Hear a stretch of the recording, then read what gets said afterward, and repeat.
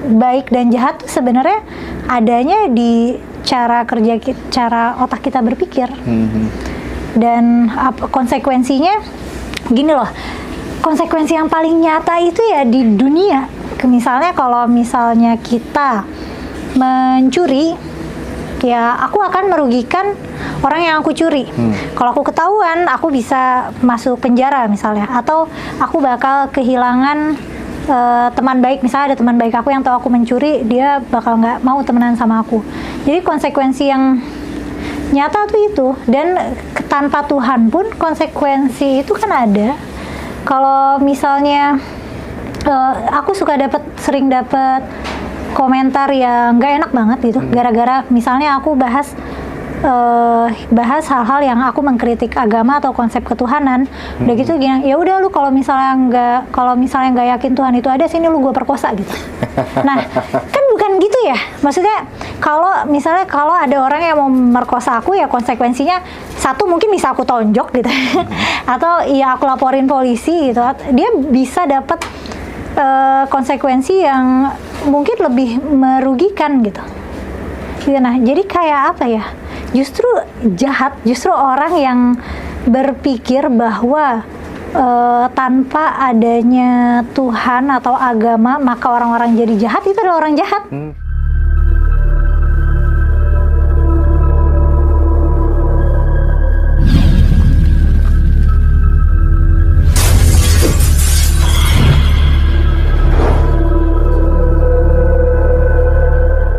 Baik, sahabat semua, kita masih bersama dengan Mbak Kumaila yang istimewa malam hari ini gitu ya.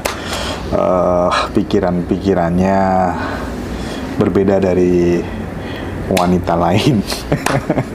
Nah Mbak, aku pengen tahu ya, kalau misalnya dikumpulkan ini ya, kira-kira apa sih yang selama ini muncul di benak, di pikiran dari agama itu yang nggak logis gitu ya, yang menurut Mbak Kumaila nggak logis itu apalagi gitu, selain kemudian tadi soal jilbab, soal babi yang agak kontroversi dan lain sebagainya, itu apa sih Mbak, biar kita makin mulai aware gitu, mempertanyakan hal-hal yang sebenarnya mungkin itu nggak banyak dipertanyakan orang tapi sangat esensial gitu. Aspek nggak logis dalam agama. Sebenarnya kalau kita mau lihat dengan lebih luas, secara umum dasar-dasar dibangunnya konsep agama hampir mungkin aku bisa bilang di semua agama konsepnya adalah konsep yang nggak logis, konsep yang mitologis. Makanya biasanya dalam agama tuh ada konsep penciptaan manusia gimana. Kalau di Islam kan dari segumpal tanah terus ditiupkan ruh gitu ya, awal mula manusia. Ya, di agama-agama lain juga ada cerita-cerita yang masing-masing. Terus misalnya apalagi ya, tadi nabi-nabi mujizat udah, terus konsep Tuhannya. Biasanya tiap agama punya konsep Tuhannya masing-masing yang sebenarnya nggak logis tapi masuk akal buat yang percaya. Jadi kayak konsep Allah itu cuma masuk akal buat orang Islam doang.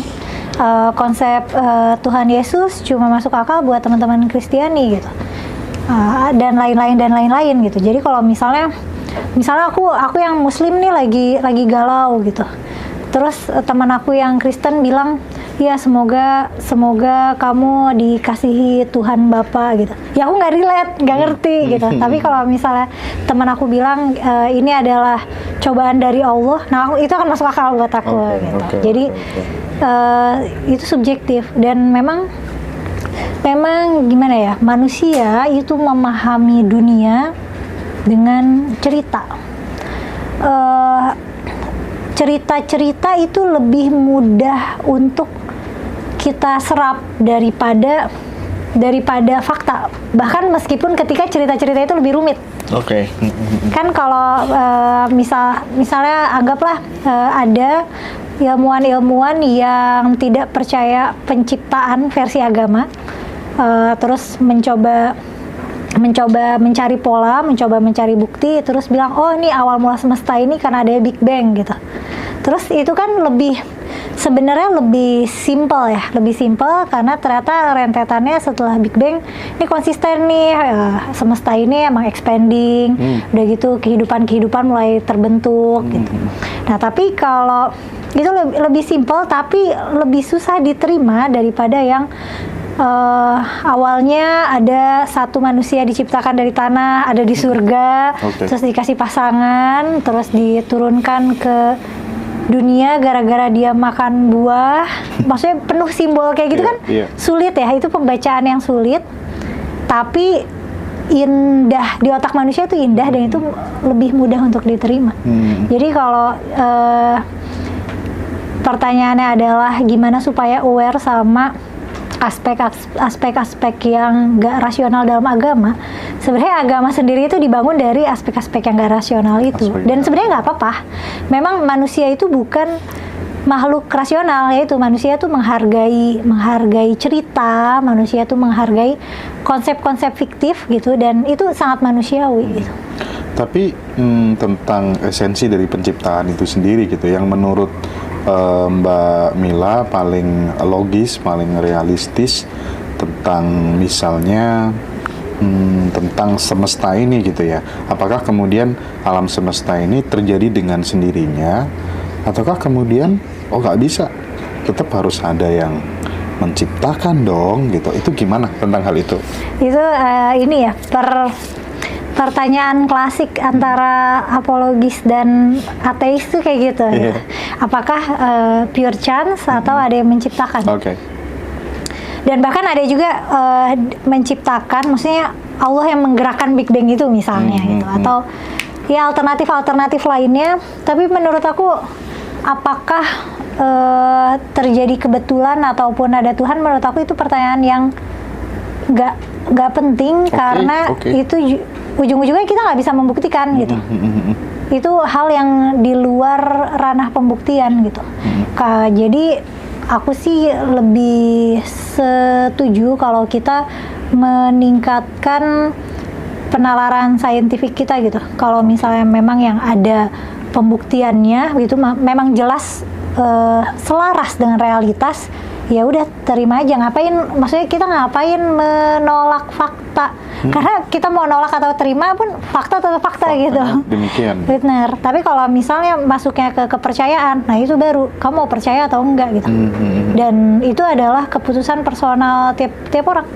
Jadi makanya itu menurut aku pertanyaan yang nggak terlalu penting untuk dieksplor gitu. Oke. Baik. Percaya nggak sih sama reinkarnasi? Enggak.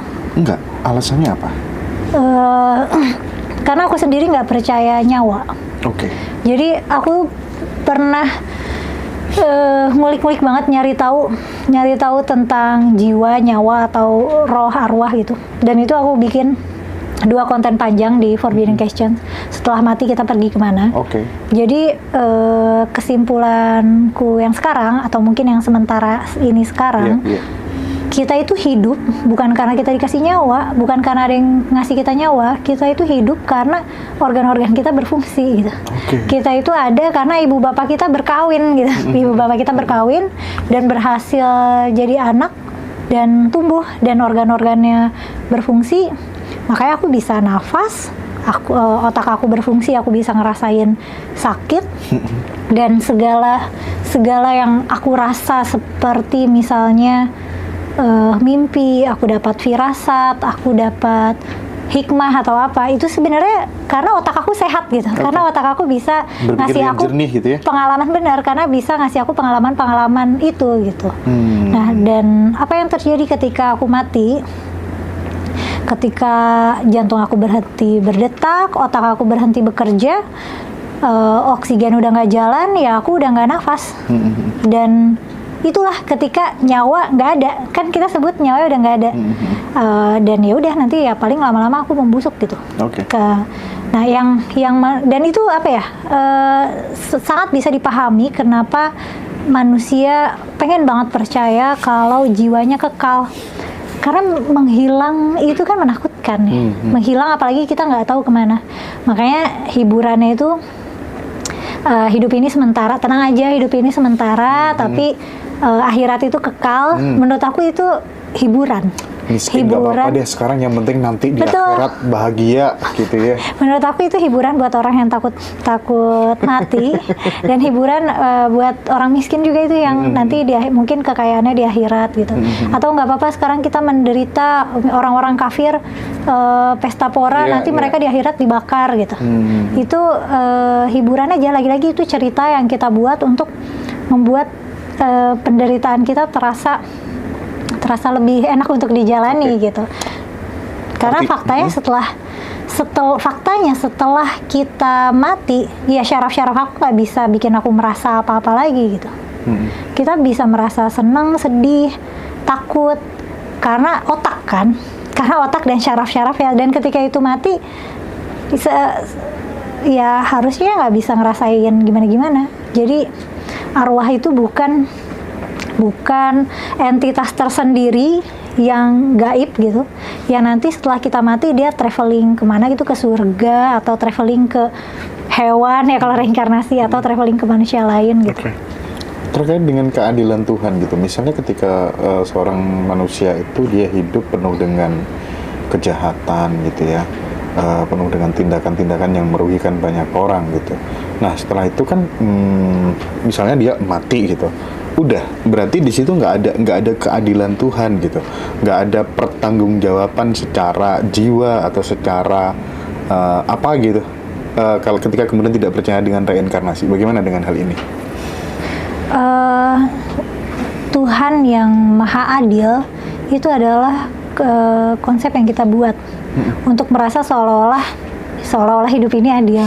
Padahal sebenarnya nggak ada, di dalam hidup ini nggak ada konsep keadilan. Ya cuman kita bikin-bikin aja supaya terasa adil. Dan kalau misalnya konsekuensi perbuatan, gini loh, manusia sebenarnya tidak membutuhkan Tuhan atau agama untuk bisa punya moral, karena bakat moral itu udah ada di kita. Jadi kita udah punya empati, otak kita tuh punya empati. Bahkan tanpa agama pun kita sebenarnya udah bisa untuk berbuat baik dan gak merugikan orang lain gitu. Fitrah kita begitu gitu ya. Dan malah kalau misalnya orang jahat, kalau dikasih agama bisa aja dia berbuat jahat dengan justifikasi agama, itu kan ada. Nah jadi emang baik dan jahat tuh sebenarnya adanya di cara kerja cara otak kita berpikir. Dan konsekuensinya gini loh, konsekuensi yang paling nyata itu ya di dunia. Misalnya kalau misalnya kita mencuri, ya aku akan merugikan orang yang aku curi. Kalau aku ketahuan, aku bisa masuk penjara misalnya, atau aku bakal kehilangan teman baik. Misalnya ada teman baik aku yang tahu aku mencuri, dia bakal nggak mau temenan sama aku. Jadi konsekuensi yang nyata tuh itu. Dan tanpa Tuhan pun konsekuensi itu kan ada. Kalau misalnya aku sering dapat komentar yang nggak enak banget gitu, gara-gara misalnya aku bahas hal-hal yang aku mengkritik agama atau konsep ketuhanan. Udah gitu gini, ya udah lu kalau misalnya nggak yakin Tuhan itu ada, sini lu gua perkosa gitu. Nah kan bukan gitu ya, maksudnya kalau ada orang yang mau merkosa aku, ya konsekuensinya satu mungkin bisa aku tonjok gitu atau ya aku laporin polisi gitu. Dia bisa dapat konsekuensi yang mungkin lebih merugikan gitu. Nah jadi kayak apa ya, justru orang yang berpikir bahwa tanpa adanya Tuhan atau agama maka orang-orang jadi jahat, itu adalah orang jahat. Karena itu berarti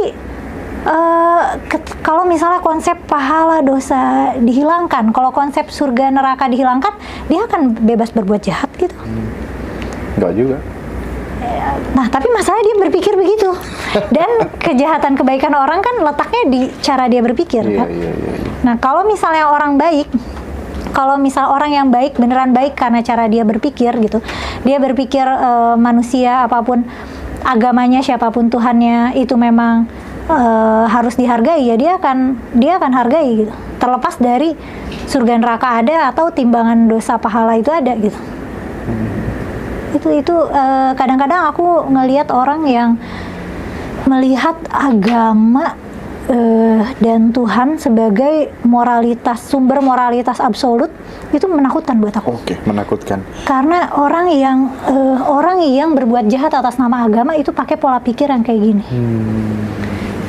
Jadi nalar kritisnya mati, kemanusiaannya mati. Dia jadi anti ilmu pengetahuan juga. Ketika ada, anggaplah ini firman Tuhan atau sabda dari nabinya gitu, yang dia tafsirkan sebagai ajakan yang merugikan orang lain, anggaplah perintahnya itu membunuh atau apa, jadi bakal kerjain karena dia menganggap itulah yang baik. Nah itu menyeramkannya di situ.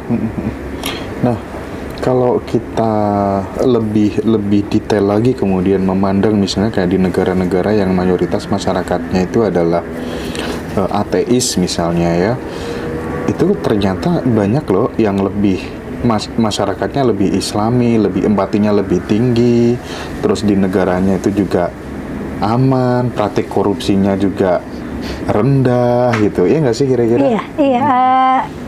Ironisnya begitu ya. Mungkin karena mereka hidupnya di bumi. Maksudnya orientasinya dunia, bukan akhirat. Jadi kalau mau hidup di dunia yang damai, ya jadilah masyarakat yang menciptakan kedamaian itu gitu. Dan itu kan kayak di negara-negara Nordik, kita ninggalin bayi di taman buat tidur siang, itu kan biasa ya. Rumah-rumah nggak dipagerin, nggak dikunci, itu biasa. Tapi nggak ada kriminalitas apa-apa gitu. Nah biasanya counternya kalau yang kayak gini tuh orang suka bilang, tapi tingkat bunuh diri di sana tinggi gitu. Nah bisa jadi juga di negara yang religius sebenarnya orang yang pengen bunuh diri itu ada, tapi takut neraka gitu. Bukan berarti beragama menyelamatkan dia dari rasa ingin mati gitu.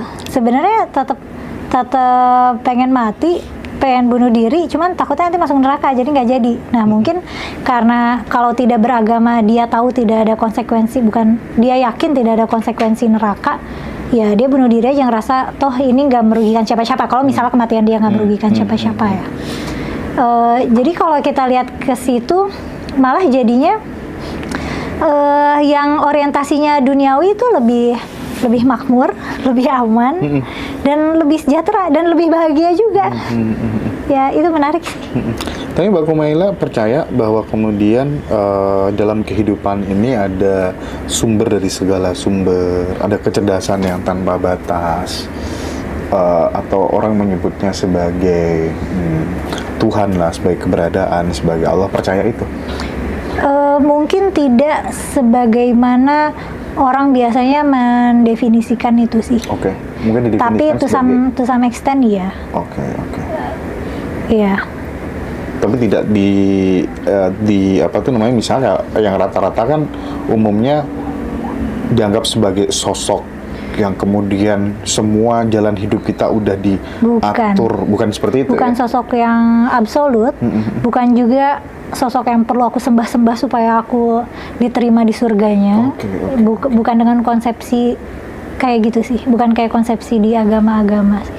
Bagaimana sih kita bisa menyalakan nalar kritis kita, membangkitkan nalar kritis kita tentang esensi daripada surga dan neraka itu, dan kenapa kemudian banyak pemuka agama yang kemudian mentransformasikan value-value itu, pentingnya untuk masuk surga karena di sana ada bidadari, ya, pentingnya kita melakukan suatu tindakan supaya nggak dimasukin ke dalam neraka. Itu motifnya apa sebenarnya?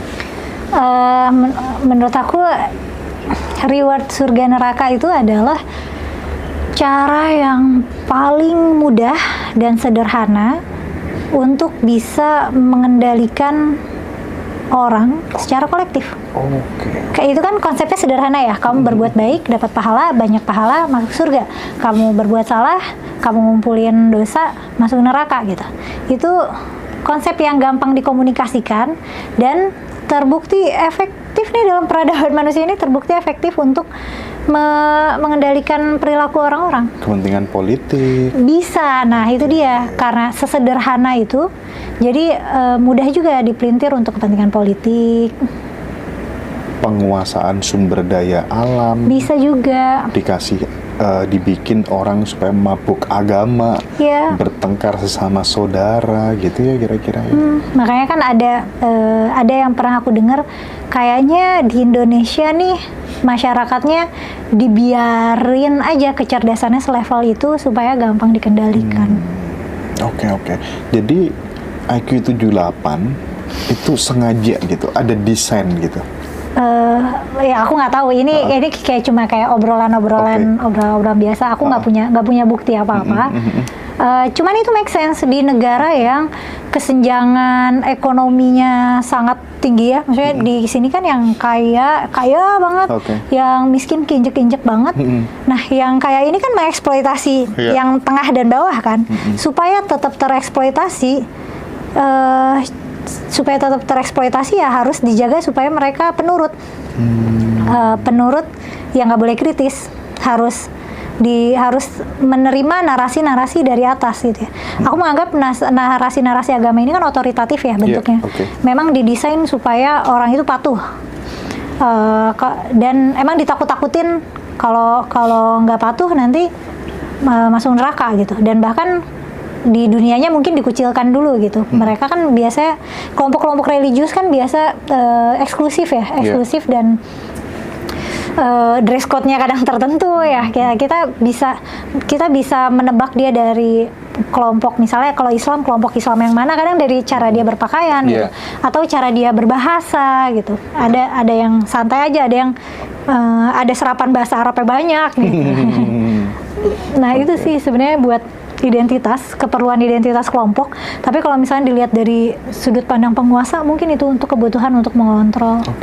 Nah Mbak, kita tahu kalau dulu di pesantren kita kan diajari bagaimana transformasi sebuah wahyu yang katanya dari Tuhan, terus kemudian didelivery kepada Jibril, kemudian disampaikan, diturunkan kepada Rasul atau Muhammad gitu kan. Itu kalau secara rasional, bagaimana Mbak Kumaila menerjemahkan cerita itu, kabar itu, informasi itu dalam kehidupan sehari-hari, dan bisakah kita yang manusia biasa yang tidak punya level status nabi itu mengalami hal yang sama gitu? Sebenarnya kenapa seseorang bisa jadi nabi itu kan karena punya umat. Karena umatnya percaya dan jadinya diterima jadi nabi. Sebenarnya setelah Nabi Muhammad ada juga orang-orang yang mengaku nabi di Indonesia. Beberapa kali kan ada kasus orang ngaku nabi. Tapi karena kita nggak ada yang percaya, nasibnya ya kalau nggak masuk penjara, masuk rumah sakit jiwa.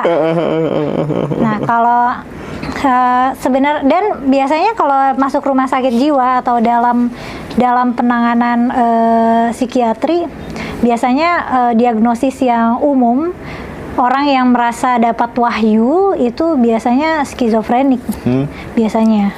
Nah cuman ini kalau kita lihat di konteksnya sekarang ya, aku nggak bisa narik kesimpulan yang lebih jauh, tapi yang kita tahu mungkin keilmuan tentang psikiatri nggak semodern sekarang gitu. Jadi untuk bisa jadi nabi, chance suksesnya lebih tinggi gitu. Kalau ada yang misalnya gini, ada yang mengaku nabi dari Bogor, ada yang mengaku nabi dari Gorontalo, itu pasti udah dilaporin sama masyarakat ke polisi gitu, karena meresahkan. Nah sebenarnya pas pada zaman Nabi, ketika Nabi mengaku dapat wahyu, itu kan juga ada guncangan di masyarakat. Makanya Nabi juga banyak yang ngancem, banyak juga yang ngatain Nabi orang gila. Dan saat itu juga udah ada nabi, udah ada Musailamah al-Kadzab, udah ada orang yang ngaku nabi, dan pengikutnya banyak, entah 10.000 atau berapa, tapi banyak banget. Tapi kemudian kayaknya Nabi Muhammad secara personal secara personal lebih bisa diterima sama masyarakat Mekah saat itu. Umatnya Nabi tumbuh, terus Musailamah kan dieksekusi, dibunuh oleh salah satu pengikut Nabi gitu. Nah jadinya dalam kompetisi Nabi ini Nabi Muhammad menang gitu. Terus ya udah, jadilah tumbuh sampai sekarang.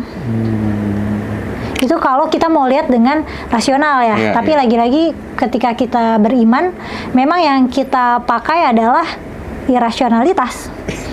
Karena itu tadi konsekuensi dari iman itu irasionalitas. Betul. Ya, karena ya aspek-aspek yang konsep-konsep yang dipakai untuk membangun konsep agama gitu, aspek-aspek yang dipakai untuk membangun konsep agama itu adalah aspek-aspek irasionalitas semua gitu sebenarnya. Konstruksi nilai yang fiktif semua sebenarnya gitu. Nah, transformasi wahyu tadi gitu. Kalau misalnya ditarik ke dalam kehidupan seperti saat ini gitu. Sebenarnya apakah kemudian wahyu itu juga hasil dari pikiran yang jernih atau mungkin orang sebut sebagai intuisi atau apa gitu? Menurut Mbak Kumaila gimana? Aku kalau konteksnya pada Nabi Muhammad waktu itu kan ceritanya Nabi itu galau ya, beliau merasa masyarakat Mekah nih tersesat gitu, standar moralnya jelek lah. Jadi beliau tuh kayaknya sudah punya standar budi pekerti yang lebih advance gitu, yang lebih modern dibanding masyarakat jahiliyah saat itu. Lebih gitu. Manusiawi. Benar. Mungkin, ya. Benar, dan jadinya Nabi Muhammad gak betah, gelisah. Uzlah. Makanya uzlah, menyendiri di Gua Hiro, dan kan beliau merenung. Dan kalau kita mau merasionalitaskannya, bisa jadi hasil renungannya itu adalah wahyu. Maksudnya yang beliau rasa itu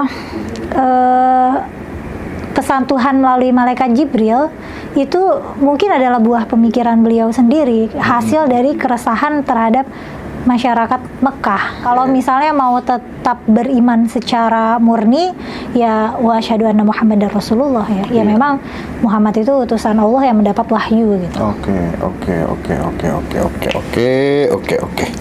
Jadi teman-teman, itu kalau kita berpikir secara rasional gitu. Tapi kalau teman-teman nyaman ya, karena bagaimanapun orang beriman itu kan tidak mengedepankan yang namanya rasio gitu kan, rata-rata kan begitu. Oke. Kemudian ini deh, kalau misalnya dalam kehidupan sehari-hari Mbak Kumaila, bagaimana sih caranya supaya mulai dari mana kalau kita pengennya itu pengen aware, pengen belajar untuk menerima, memandang, jadi manusia dulu gitu aja, nggak usah beda-bedain. Oh, kamu Islam, kamu Hindu, kamu Buddha, kamu Nasrani gitu. Nah, mulainya dari mana gitu? Menurut Mbak Kumaila mulainya dari mana? Mulainya mungkin dengan mulai dari mana? Pertanyaan yang bagus, dan aku juga jadi bingung pinpointnya. Tapi kayaknya ini deh, belajar menguak alam semesta, mempelajari realitas sebagaimana adanya, mempelajari bumi sebagaimana adanya, mempelajari manusia sebagaimana adanya gitu. Jadi kayak meskipun anggaplah aku orang Jawa Muslim, tapi sebenarnya secara biologis aku sama aja kayak perempuan di Aljazair sana misalnya gitu. Jadi kita bisa ngelihat ya dia sama-sama manusia, dan udah gitu mulai melihat fenomena alam juga sebagaimana adanya. Dulu tuh pernah ada cuplikan kayak ustadz-ustadz gitu bilang katanya hujan itu karena endapan air apa, terus dia bilang ini sesat, ini kafir, hujan itu dari Allah gitu. Nah itu kan kita tidak melihat, itu kan cara mempelajari alam semesta tidak dengan apa adanya gitu. Jadi mulai melihat apa adanya aja gitu. Jadi kayak misalnya aku ini ada ya karena ibu bapakku kawin gitu. Atau misalnya mungkin yang lebih agak susah diterima teman-teman ya. Wah ini LGBT ini enggak melawan hukum alam, melawan kodrat Tuhan, nggak alami gitu. Hewan juga nggak ada yang homo gitu. Padahal faktanya hewan ada yang homo gitu. Dan kita masih suka bilang LGBT itu penyakit, padahal sudah disepakati oleh dunia kedokteran sekarang kalau itu bukan penyakit gitu ya. Itu ya memang variasi gen aja gitu. Jadi beragamnya manusia itu ya karena variasi gen sebenarnya. Nah, kayaknya kalau kita memahami alam semesta secara konsep dasar aja dan memahami biologi, sebenarnya ini sih sains ya, sains dasar itu bisa membantu kita melihat dunia apa adanya dan kita ternyata tidak seistimewa itu, dan itu justru bagus. Ketika kita tidak merasa superior karena apa yang kita percaya, ya kita jadi mulai menerima keberagaman, kita bisa merasa empati sama siapa aja. Karena tadi yang kita bahas di awal kan, ternyata diajarin kalau orang kafir jahat itu mempengaruhi kemampuan kita berempati kan. Betul. Nah, ketika kita melihat semua manusia tanpa label-label itu gitu, ya kita jadi akan lebih mudah untuk empati sama manusia lain, dan kita juga jadi mudah untuk menerima ilmu pengetahuan ya. Karena kadang-kadang doktrin-doktrin yang ada itu membuat kita selain sempit cara berpikirnya, kita juga kayak membuat membuat kita menutup mata dari kemalangan yang terjadi pada orang lain selama dia bukan kelompok kita gitu. Jadi ini bukan zamannya lagi kelompok-kelompokan ya, karena udah gak relevan karena kita udah global nih, kayak masyarakat kita udah global. Kalau zaman Nabi mungkin emang masih sangat bergantung pada keberlangsungan suku-suku. Itu kenapa Nabi sering banget perang melawan suku apa, karena memang keamanannya tuh bergantung di situ. Nah, sedangkan kita udah nggak punya ancaman-ancaman kayak gitu, jadi ya baiknya berpikir jernih aja gitu ya. Keren. Ini kita masuk sesi terakhir gitu. Aku akan mulai pertanyaan dulu, setelah itu dilanjutkan sama teman-teman di TikTok gitu. Mbak, dalam perjalanan spiritual, mohon maaf sekali, banyak sekali sahabat-sahabat yang mengalami delusi, ilusi, halusinasi, merasa dituntun oleh leluhur untuk tugas tertentu, mengemban amanah tentang Nusantara, tapi sampai meninggalkan keluarganya, lupa jati dirinya, meresahkan orang tuanya. Beneran? Iya beneran. Oh, belum pernah melihat case seperti ini ya? Oh, belum pernah, ya udah deh. Tapi kenapa sih, apa sih yang memicu kita sehingga kita itu menjadi tidak rasional, ya, tidak waras dalam tanda kutip gitu ya, sehingga kita mengikuti yang tidak nyata daripada yang nyata-nyata, itu apa menurut? Bias sih, memang otak kita cenderung lebih mudah menerima narasi yang gak masuk akal tapi bikin kita nyaman, daripada narasi yang meskipun lebih simpel dan mudah untuk dicerna tapi nggak ada efeknya secara emosional. Dan kalau misalnya sampai se ekstrim itu ya, itu emang harusnya ke psikiater sih. Biasanya ada tuh diagnosisnya tuh, entah mungkin aku lupa, mungkin aku nggak tahu ini diagnosis atau term populer psikologi, tapi ada yang disebut kayak messiah kompleks.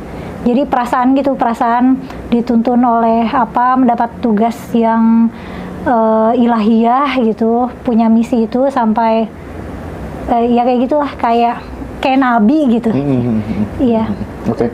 Nah, sekarang dari TikTok akun Manja Kayangan, tanggapannya terkait LGBT dong Kak, gitu katanya. Tanggapannya? Iya. LGBT itu alamiah, Mas, itu fakta. Itu suatu hal yang nggak bisa kita tolak karena percuma. Faktanya itu ada.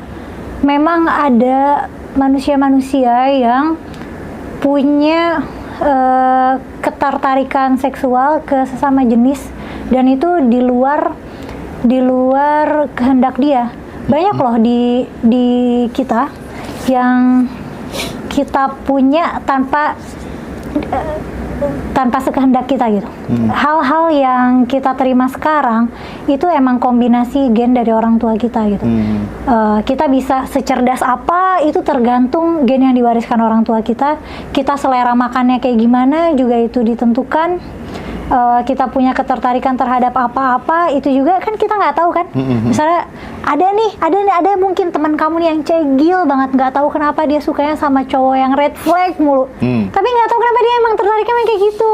Nah, LGBT itu semacam kayak gitu, itu ada. Dan memang di hewan itu ada, kalau kamu mau Google, ada yang lucu tuh, ada penelitian, aduh aku lupa namanya, tapi dia punya peternakan domba yang banyak. Terus domba-domba yang gay ini ditaruh bareng sama lawan jenis supaya sembuh gitu.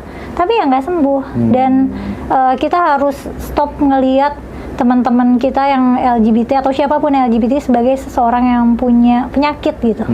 Karena ya nggak gitu, faktanya nggak gitu. Mereka adalah orang-orang yang kebetulan dapat variasi gen yang kayak gitu. Oke. Gilar Jordan Haryadi, tanggapannya tentang surga neraka yang dijelaskan oleh Al-Quran, Kak? Menurutku, dan bukan menurutku sih, memang kalau kita lihat polanya, penggambaran surga dan neraka itu dalam suatu agama apapun pasti sesuai sama fantasi masyarakatnya. Surganya orang Islam sebagai agama yang tumbuh di tanah Arab, surga Islam tuh taman yang banyak buah, tumbuhan-tumbuhan yang daunnya hijau dan lebar gitu. Terus ada sungai susu dan madu gitu. Karena itu fantasi mereka, tanah hijau itu fantasi mereka, oasis yang tidak terbatas. Nah, kalau orang Indonesia yang kita kebetulan dapat berkah alam yang hijau, ya mungkin kayak Sukabumi gitu kali ya, tapi buahnya banyak gitu. Soalnya kalau kita lihat di surga-surga versi agama lain, itu akan sesuai dengan fantasi mereka juga.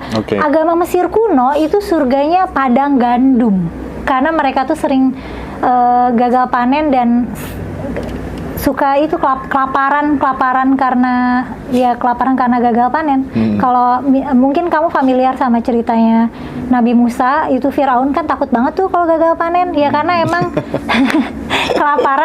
kelaparan di tanah Mesir tuh cukup umum. Makanya surga mereka adalah ladang gandum yang tidak terbatas gitu. Itu surga. Dan masih banyak lagi gitu. Pasti selalu fit sama masyarakat. Ayu Indah, gimana? Yayan Maryani, kalau jatuh cinta lagi dikala udah punya pasangan sah ya, dikala udah punya pasangan yang sah, apakah itu dosa? Dan menurut Mbak, dosa itu apa?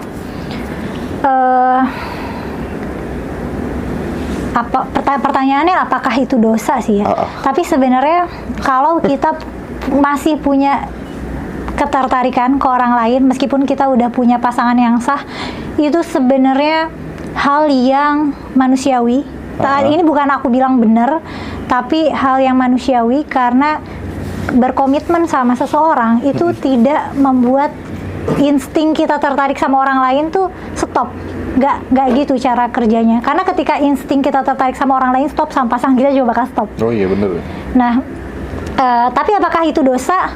Iya, karena nggak lebih ke dosa kalau itu di follow up ya. Kalau itu sudah termanifestasi jadi perilaku gitu. Kamu melakukan hal-hal yang menyakiti pasangan kamu. Karena ketika udah punya pasangan sah itu kan komitmen ya. Dan manusia ini kan fragile.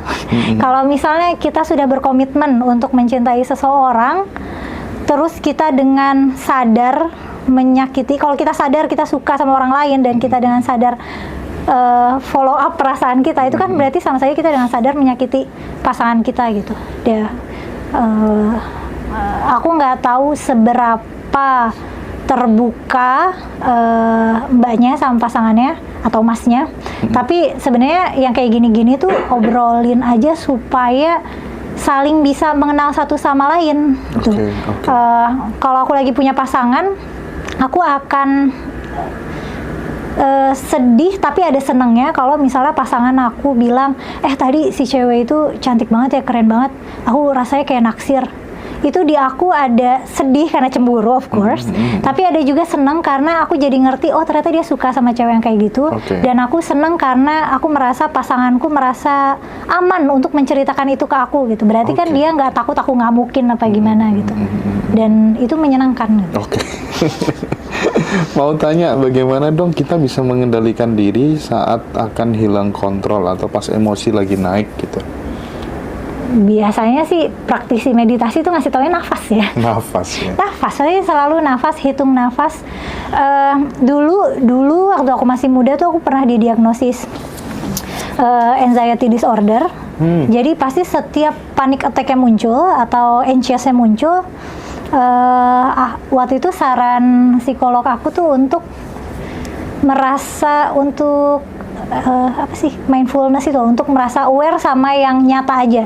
Biasanya kan ketika kita cemas atau panik, kita kan sedang menggenerate sequence of peristiwa yang aduh nanti ini, nanti gini gitu. Jadi stop dulu. Hadir di sini saat ini gitu hadir ya? Benar, hadir di sini saat ini, pegang yang bisa dipegang, dan oh ini kursi, nafas, oh aku masih nginjek bumi gitu, terus nafas aja dulu, nafas sambil hitung, terus nanti ketika udah jernih baru dipikirin lagi secara pelan-pelan gitu. Karena tidak ada nafas masa lalu dan masa depan. Betul. Jadi kita hadir dulu saat ini gitu. Dan jangan khawatir masa lalu, jangan khawatir masa depan gitu. Dan ketika kita hadir di sini saat ini kan pikiran saat itu kan stuck ya di sini ini, ya keberadaan ini aja, udah nggak ada kecemasan, kekhawatiran tentang masa lalu, masa depan gitu ya Mbak, kira-kira ya. Nah, bagaimana menyembuhkan inner child? Ini ada yang tanya itu Mbak Wardah ini. Inner child itu kan sebenarnya ini ya, sebenarnya konsep yang kalau kita sederhanain itu mungkin berisi, mungkin aku asumsikan aja itu trauma masa kecil kali ya, inner child itu. Sadarin aja sih, aware, terima,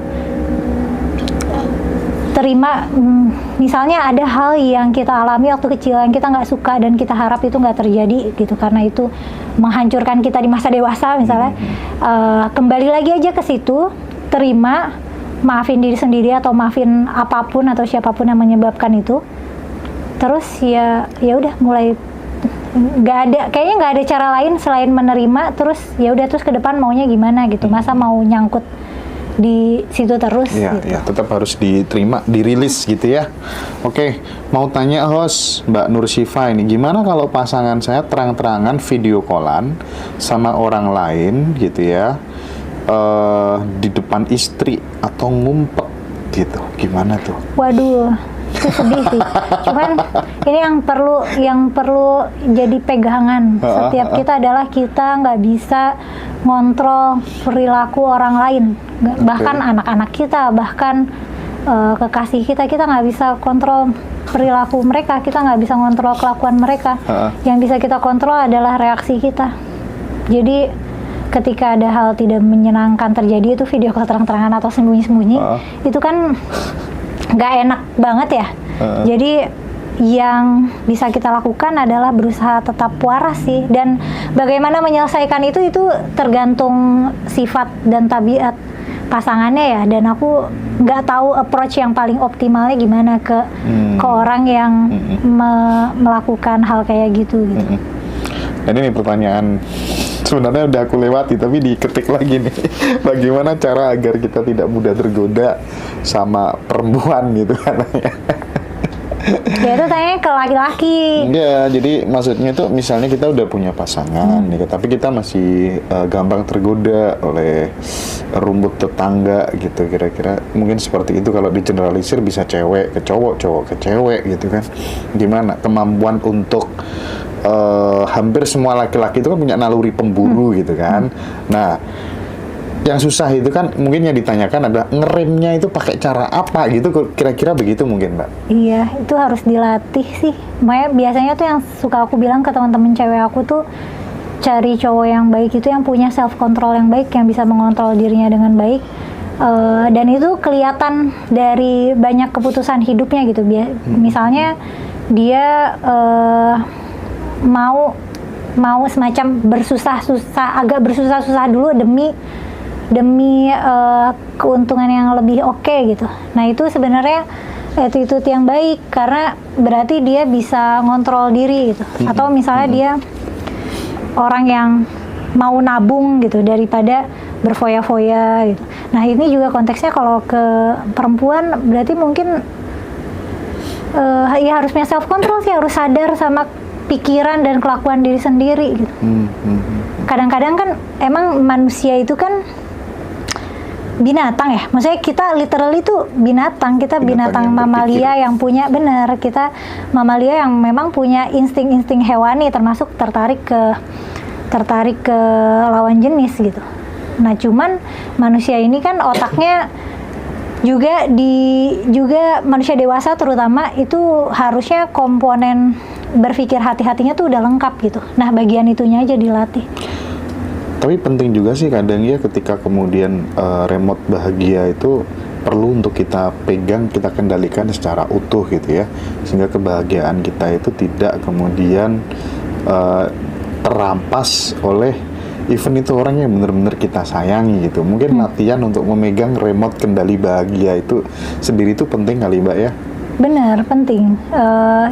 Aku tuh suka bilangnya kita harus punya otoritas dan otonomi terhadap diri sendiri. Nah, Jadi kita yang mengkonsepkan nilai yang mau kita pegang. Jadi kamu mau jadi orang setia atau orang yang gampangan gitu. Dan setelah kita konsepin, ya harus berpegang gitu. Karena kita punya otonomi nih. Kita dalam hidup ini ibarat naik mobil dan kita duduk di kursi kemudi. Kita bukan duduk di belakang terus yang di bagian kemudinya nafsu gitu, atau yang bagian kemudinya siapa gitu yang kontrol hidup kita. Sebisa mungkin ambil alih kursi kemudi gitu. Oke. Nah, kalau pandangan Mbak Kumaila sendiri tentang free will dan takdir itu gimana sih? Free will itu ilusi. Free will ilusi.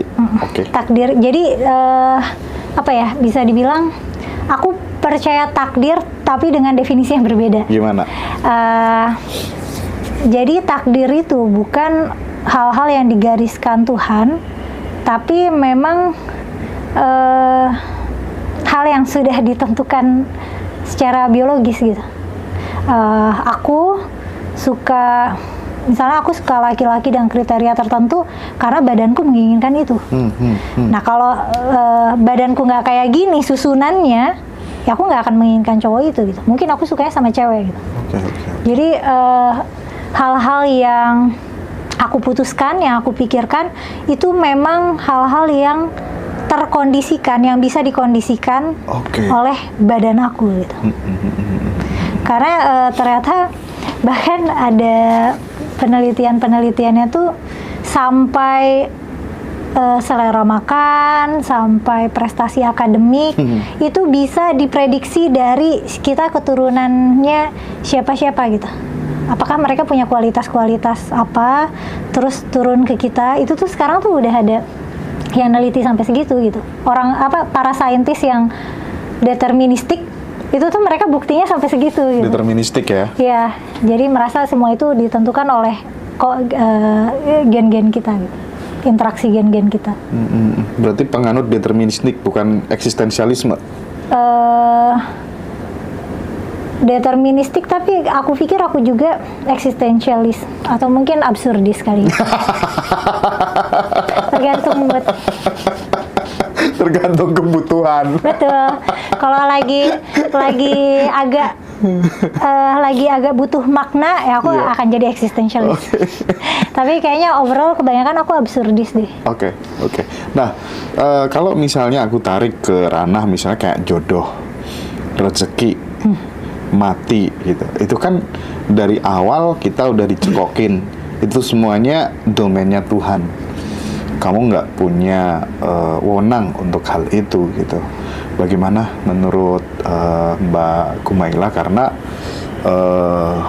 tidak sedikit teman-teman yang memahami manusia tuh bisa menulis jalan hidupnya sendiri gitu.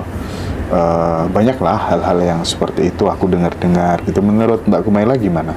Menurut aku ya realistis aja, nggak berpikir bahwa nasib kita sudah dituliskan itu sebenarnya bukan pola pikir yang konstruktif. Karena kalau misalnya gini, kita kalau lahir di keluarga miskin, statistically speaking, kita akan miskin seumur hidup gitu. Memang Mayority ya. Betul, memutus rantai kemiskinan itu kan PR berat ya, dan betul. dan sangat nggak mudah. Jadi itu probabilitas yang lebih tinggi. Jadi iyalah, itu kan kayak sebutannya takdirnya miskin terus. Ya lawan aja takdir itu, misalnya cari peluang atau apa. Karena kadang-kadang kalau takdir itu bikin orang berpasrah, ya emang takdirnya gini, ya takdirnya ketemu jodoh gini. Karena kan faktanya terlepas dari rezeki itu udah diatur atau enggak, rezeki itu sesuatu yang bisa kita upayakan, meskipun ya tentu ada restriksinya, misalnya kebijakan pemerintah atau apa gitu, ada restriksi yang membatasi kesempatan kita, tapi faktanya peluang-peluangnya ada gitu yang bisa kita jemput. Terus mengenai jodoh, kita kan sebenarnya bisa milih sendiri, bahkan kita bisa milih untuk nggak nikah, dan kita akan bingung mempertanyakan letak kehendak Tuhan di mana. Kalau misalnya kita menikah, dalam sebulan kita cerai, apakah itu kehendak Tuhan juga gitu? Kita kan jadinya nggak tahu letak Tuhannya di mana. Misalnya kita dijodohin sama lelaki yang jahat gitu, tapi sebelum nikah kita nggak tahu gitu. Masa Tuhan yang Maha Kasih menakdirkan kita untuk berpasangan sama orang kayak gitu? Akan sulit sekali menempatkan konsep kehendak Tuhan sama apa yang kita alami dan keputusan-keputusan yang kita buat gitu. Jadi ya itu tadi, pegang setir aja sendiri, mau belok kemana, mau ke tempat aman, mau ke tempat yang berisiko tapi pemandangan indah juga, ya pahami risikonya gitu. Oke. Nah, mungkin ini pertanyaan terakhir buat Mbak Kumaila. Pernah nggak sih Mbak mengalami masa di mana fase itu membuat Mbak Kumaila benar-benar merasa di titik terendah gitu, yang suffering banget lah pokoknya, dan tapi setelah itu tuh ada hikmah yang sangat luar biasa dalam hidup Kumaila gitu, yang kemudian itu barangkali bisa menginspirasi sahabat semuanya gitu. Ada sih, tapi approach yang aku ambil tuh sebenarnya lebih pragmatis ya. Berarti aku sangat merasa rentan sekali, merasa rapuh sekali. Jadi aku memutuskan bahwa aku butuh pertolongan profesional. Jadi ada masa di mana beberapa tahun aku rutin ke psikolog dan psikiater gitu. Mencoba memahami diri aku sendiri, dan aku ada masalah finansial ya, aku berusaha cari kerja. Aku juga menyadari bahwa ketika aku butuh bantuan, aku tuh nggak perlu malu untuk minta tolong, karena orang-orang yang sayang sama aku ya sayang sama aku gitu. Maksudnya jadi ada masa di mana aku ngerasa aku tuh beban. Kalau aku cerita keresahan aku ke orang, aku akan jadi beban gitu. Nah, ada masa kayak gitu. Jadi saat itu juga aku belajar minta tolong, aku belajar untuk terbuka, belajar untuk lebih bisa mengkomunikasikan perasaan. Ternyata itu skill ya. Kalau kita tidak terbiasa mengartikulasikan perasaan, kita nggak tahu kita itu ngerasa apa gitu. Ternyata perasaan tuh perlu dilabeli sebelum kita address gitu masalahnya. Dan ya aku juga jadi ngenalin stresor aku apa, sebenarnya hal-hal apa yang bikin aku nggak bahagia gitu, dan ya aku manage, aku atur stresornya. Terus ya udah sih, berangsur-angsur masalahnya selesai, solusinya ketemu. Terus aku juga ngerasa udah nggak butuh lagi berobat, jadi ya udah gitu. Jadi emang approach-nya sebenarnya realistis sih. Berobat, minta tolong, cari kerja. Itu ya teman-teman ya, beliau Mbak Kumaila ini seorang content creator juga, jadi channelnya Forbidden Question. Teman-teman bisa join di sana, banyak orang-orang hebat luar biasa yang diundang sama Mbak Nela. tipsnya apa sih kok bisa ngundang orang-orang top seperti itu tuh? Apakah duitnya banyak atau gimana sih gitu? Enggak Ya? enggak ada. Aku malah budgetnya kecil banget buat Gitu. cuma cover ongkos doang buat tahunnya. Enggak, tipsnya jadi konten kreator kan banyak teman-teman yang dia tuh nyerah gitu di tengah jalan gitu ya, baru monetis 2 bulan gitu, hasilnya kok gini dan lain sebagainya, nyerah itu gimana sih biar nggak gampang nyerah gitu? Karena aku ngelihat lagi-lagi nggak aku rasa-rasa sih. Oke. Aku cuma kayak konsisten aja. Oke, konsisten ya? Benar, konsisten. Mau aku suka nggak suka, males atau rajin. Mau aku ditonton bikin orang aja. atau Benar. enggak gitu ya? Mau ditonton orang atau enggak. Sebenarnya kalau aku pengen ngikutin yang aku tuh suka bahas tentang filsafat moral gitu. Oke. Tapi itu adalah topik yang paling sepi viewsnya. Tapi aku senang ngerjainnya. Justru yang paling aku agak bosen itu ngomongin tentang agama-agama, itu aku agak bosen. Tapi itu yang rame di channel aku. Jadi ya aku tetap bikin juga karena demand penonton. Oke. Jadi teman-teman yang pengen jadi konten kreator tadi ya, rumusnya teman-teman harus konsisten, dan mungkin dalam waktu dekat ini aku akan bikin acara di Lamongan gratis ya. Jadi teman-teman yang pengen jadi konten kreator tanpa kemudian terlalu effort banget, nanti aku akan bagi tipsnya yang luar biasa. Itu guru-guru ngaji di Lamongan rencananya, yang gajinya itu 1 bulan 100.000, 200.000 gitu. Aduh tuh, memprihatinkan banget sih ya. Jadi rencananya aku sama tim pengen mencoba untuk berbagi kepada sahabat semuanya. Jadi supaya kita kemudian sama-sama bertumbuh begitu ya. Banyak tips nanti yang akan kita bagi, dan teman-teman tidak perlu harus keluar meninggalkan rumah untuk bikin konten. Nanti akan kita dampingi gitu, kira-kira begitu ya. Mudah-mudahan nanti ada banyak waktu untuk create itu. Mbak Kumaila, terima kasih banyak atas waktunya gitu ya. Senang banget bisa hadir di sini. Mudah-mudahan kita bisa sinergi, kolaborasi gitu ya. Thank you ya Mbak ya. Terima kasih banyak Mas Hendra. Dan BTW kelasnya keren banget itu. Kelas kontennya.